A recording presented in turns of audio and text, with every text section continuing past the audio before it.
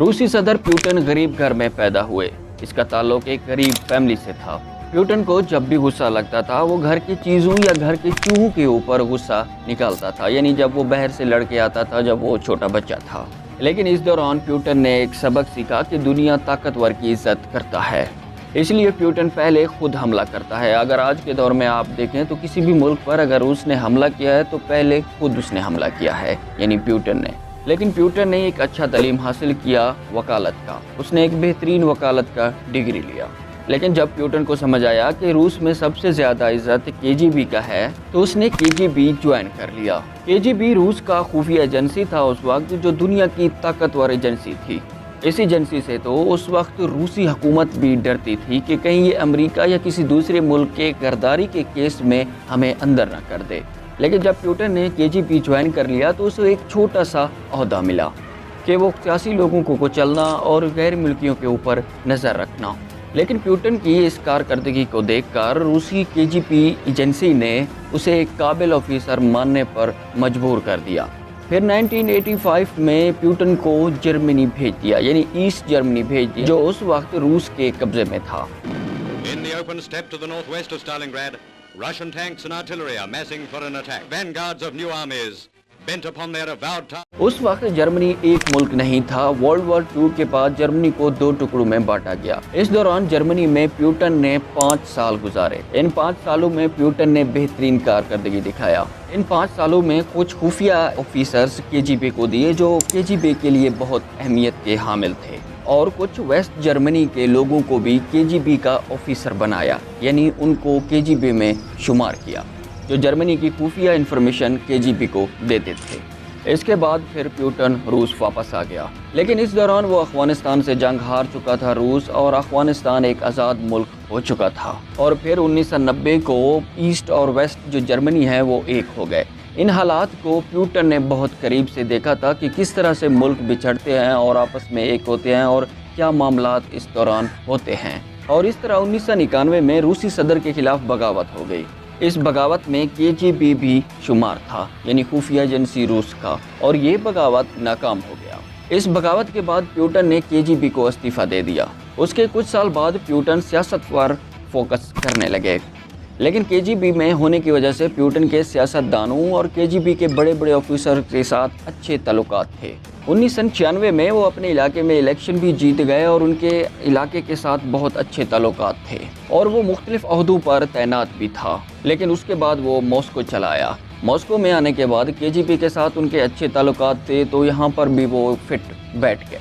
वो रूसी सदर बोरिस येल्सन के नज़र में आ गया। जब बोरिस येल्सन ने प्यूटन का बैकग्राउंड हिस्ट्री चेक किया, जासूसी का और सियासी मिजाज चेक किया, तो उसे बहुत पसंद आ गया। उसे वो बहुत शातिर लगने लगे, तो उसने अपने स्टाफ का हेड बना लिया। तो प्यूटन ने उसी ही वक्त सदर के ख्वाब देखने शुरू कर दिए। तो रूस ने फिर 1995 में केजीबी एजेंसी को ख़त्म करके एक नया एजेंसी बनाया। इस एजेंसी का नाम है एफएसपी, और इस एजेंसी को चलाने के लिए एक शातिर दिमाग की ज़रूरत थी, क्योंकि रूसी सदर चाहते थे ये एजेंसी बाहर के ख़तरात को जो रूस के लिए हैं उनको रोक सके।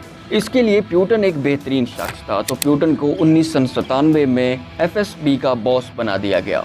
लेकिन कुछ अरसे बाद फिर 1999 में बोरिस येल्सन ने उसे वज़ीर आज़म बना दिया, क्योंकि सदर बोरिस येल्सन को प्यूटन बहुत ज़्यादा काबिल और शातिर लगे। इसी ही साल रूस के कुछ इलाके जहां मुसलमान रहते थे वो रूस से अलग होने का दावा कर रहे थे, और रूसी फौज उन पर हमले कर रहा था। लेकिन इसी दौरान चीचनिया के रूस चीचनिया से पहले भी जंग हार चुका था, लेकिन उस वक्त प्यूटन बेबस था, क्योंकि प्यूटन के पास उस वक्त कोई ओहदा नहीं था। लेकिन वो इस बात को दिल में दबाए रखे। जब उनको मौका मिला तो प्यूटन ने चीचनिया पर भरपूर हमले किए, और वो जंग काफ़ी हद तक जीत भी गया, और वो फिर रूसी अवाम में हीरो बन गए। उसके बाद सदर बोरिस येल्सन अपने ख़राब तबीयत होने की वजह से वो अब सदर के अहदे से रिटायर होना चाहते थे। 31 दिसंबर 1999 को येल्सन ने अपना सदारत छोड़ दिया, यानी अब वो सदर नहीं रहे, और उसके बाद प्यूटन ने सदर का अहदा संभाल लिया। उसके बाद से वो आज तक इस सदर के अहदे पर बरकरार हैं। सदर बनने के बाद भी चीचनिया के ऊपर हमले करता रहा, जंग जारी रहा, और उसके कुछ ही अरसे बाद चीचनिया के दारुल हुकूमत पर भी قبضہ کر لیا اور 2004 میں پھر سے روس میں الیکشن ہوئے اور پیوٹن نے 53% ووٹ حاصل کیے اور پھر وہ روسی صدر بن گئے اور پھر وہ 2008 تک حکومت کرتے رہے. لیکن روسی قانون کے مطابق اگر آپ 2 دفعہ صدر بنتے ہیں تو تیسری دفعہ آپ نہیں بن سکتے، لیکن اس نے پہلے استعفیٰ دے دیا اور کسی دوسرے اپنے ساتھی کو صدر بنا دیا تاکہ وہ پھر سے صدر بنے اور تیسری دفعہ 2012 میں الیکشن جیت کر پیوٹن پھر سے روس کے صدر بن گئے. پھر سے 2018 میں الیکشن ہونے لگے، پھر پیوٹن جیت گیا اور پھر سے وہ صدر بن گیا. اس سے صاف ہوتا ہے کہ روسی عوام پیوٹن کو چاہتے ہیں اور پیوٹن سے بہت زیادہ محبت کرتے ہیں کیونکہ پیوٹن روسی خفیہ ایجنسیز کو اپنے کنٹرول میں رکھتا ہے. جو بھی پیوٹن کے خلاف روس میں سیاسی لوگ ہوتے ہیں ان کو کچل دیا جاتا ہے. پیوٹن امریکہ کو بھی اپنے ایک انداز میں رکھتا ہے اور پیوٹن نے اپنے سیاست میں کافی سارے لوگوں کو روس میں مروا دیا، مگر آج تک کوئی ثبوت کسی کے ہاتھ نہیں لگا. حتیٰ کہ پیوٹن نے یہ انویسٹیگیشن کافی بار خود بھی کروایا ہے کہ ان قاتلوں کو پکڑ کر عدالت میں پیش کیا جائے. پیوٹن نے اپنے دور میں روس میں جدید اسلحہ بھی بنوایا جس میں 5th جنریشن کے جدید طیارے، میزائل ڈیفنس سسٹم S4 اور S5 اور بھی کئی جدید اسلحے بنوائے. روس ہر سال پریڈ کے دوران اس اسلحے کا بہترین مظاہرہ کرتا ہے اور بڑے فخر سے کرتا ہے. پیوٹن نے اپنے قریبی 3 ملکوں کے کافی سارے علاقوں کو کنٹرول کیا ہوا ہے، یعنی ان کے اوپر قبضہ کیا ہوا ہے، جن میں یوکرین، پولینڈ اور جارجیا بھی شامل ہیں. ان پر حملے کرنے کے بعد امریکہ نے روس پر بڑے پیمانے پر پابندیاں لگائیں، لیکن اس سے ایسا لگتا ہے کہ روس کو کوئی خاص فرق نہیں پڑا اور امریکن پروڈکٹ کے اوپر بھی روس نے مکمل پابندی لگا دیا ہے اپنے ملک میں.